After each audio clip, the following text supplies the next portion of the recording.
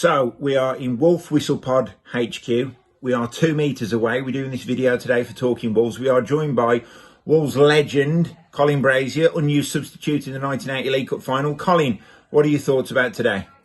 Bit of a quiet game, I think, but I think I expected that, especially with I would have found it difficult without having a crowd there.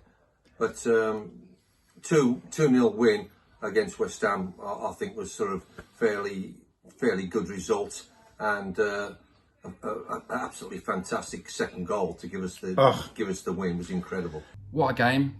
What, 3 months off? Why have we needed 3 months off?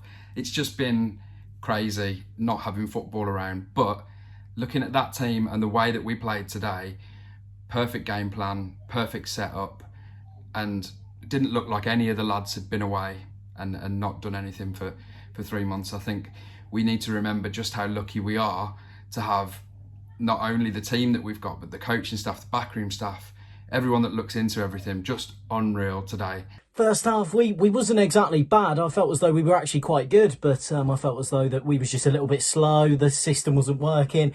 Maybe it would have been a bit of a different half if Jota maybe have just put through Dendoncker for that chance. But I felt as though overall we never really got our first gear. They never really threatened us. We never looked like losing.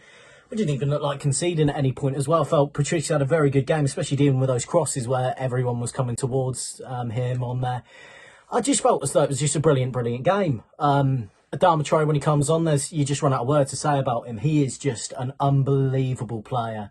Just the way that he comes on, and the first thing that they do is just try and kick him. You know what he's going to do, but you're not going to stop what he does. Again, West Ham defended very well.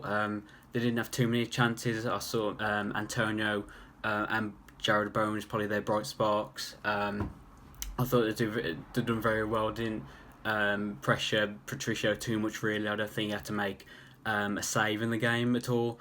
But in the end, it all came down to the substitutions. Again, you could see when Traore came on, he just completely changed the game. Within the first 5 minutes of him coming on, gets down the wing, puts a brilliant ball in for Jimenez, and it's probably one of the easiest headers he'll ever have. But that really just kick-started us then. And yeah, him coming on, you could see there was players backing off him. And it looked really good. And then the second substitutions, it was Neto coming on. Again, it was a brilliant strike. I was not expecting that. But yeah, it really deserved that. It was a great goal. Great ball in from Doc again, from the right-hand side this time. And yeah, just that right-hand side with Doc and Adama again, they just look so good. First goal, obviously, classic, what we've seen all season from Wolves. Adama getting to the byline, crossing, putting on a plate for Jimenez.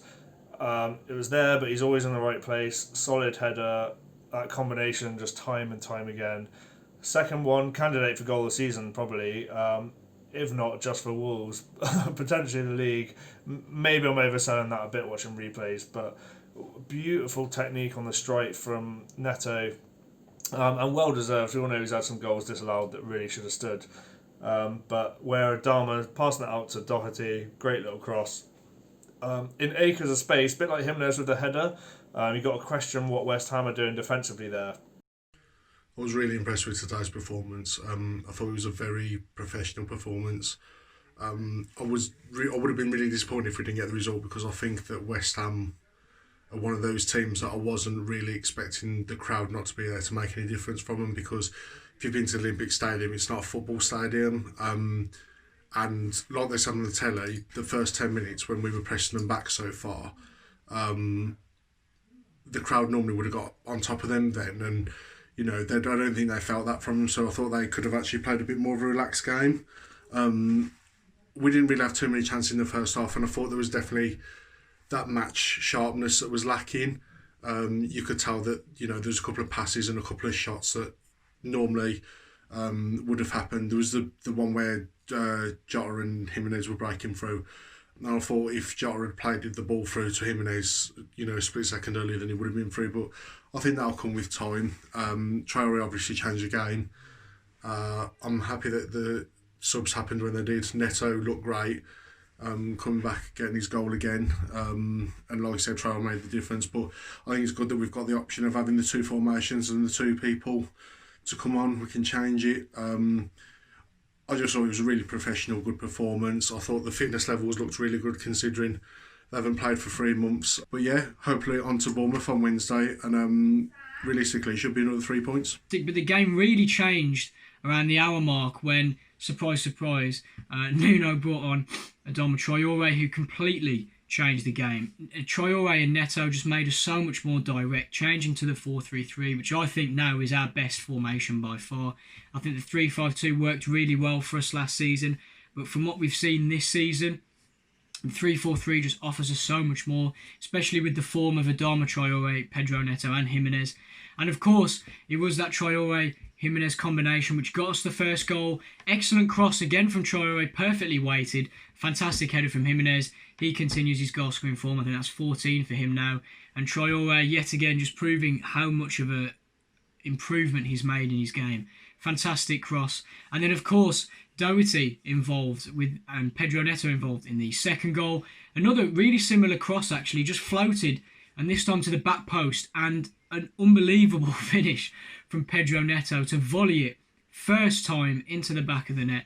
Really, really impressive, and obviously that pretty much just sealed the win. And I think a really, really good, solid start for Wolves. Clean sheet away from home, albeit there's no fans, so there's not as much of an advantage really for home teams, but a really, really solid performance defensively. I don't think West Ham troubled us again. That's another clean sheet against West Ham. I don't think we've actually conceded against them since our return to the Premier League. So, yeah, overall, superb game, really good start, and I genuinely think that this could be a really good chance for us now to push for the Champions League.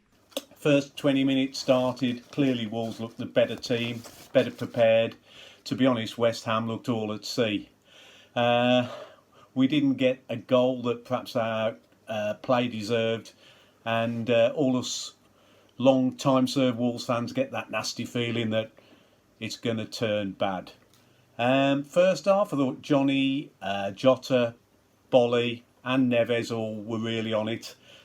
Seiss got better after a bad start, but I just thought Dendoncker was treading water for the whole game. We looked the most likely at the break, but again, being a Wolves fan, I've always got that nasty feeling. To be honest, the first 15 minutes of the second half was just a real bore. No fans, and I started to think, is this what football's really like? Then on comes Neto and Adama, and life was worth living. The first goal was a peach, all about Adama's pace. But that second goal, we were watching, we thought Neto looked like he'd got a bit stronger, and if he has, he certainly showed it with that shot. And well, did we doubt Nuno? No. He prepared the team right. He chose his substitutes to come on at the right time. We got the result we deserved. And hey, who fancies a bet on the top four? In 3-5-2, I thought was the right way to go to start the game. Didn't really surprise me.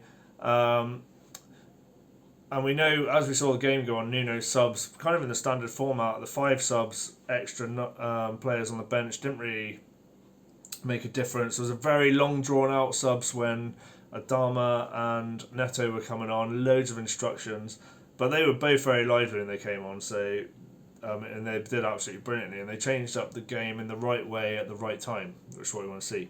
Jimenez's goal was fantastic, but that second goal, Colin, how good was that for a volley? Absolutely wonderful goal. And so the cross was superb. I originally thought what a bad cross it was because it was too long for anybody to come onto it. But then the guy seen it absolutely a split second past the defender, and what a superb finish. One of the best I've seen all year. Unbelievable. So, this is for Talking Wolves. Keep tuning into the great work these guys are doing. And that's Colin Brazier, unused substitute in the 1980 League Cup final, Wolves legend. Thank you.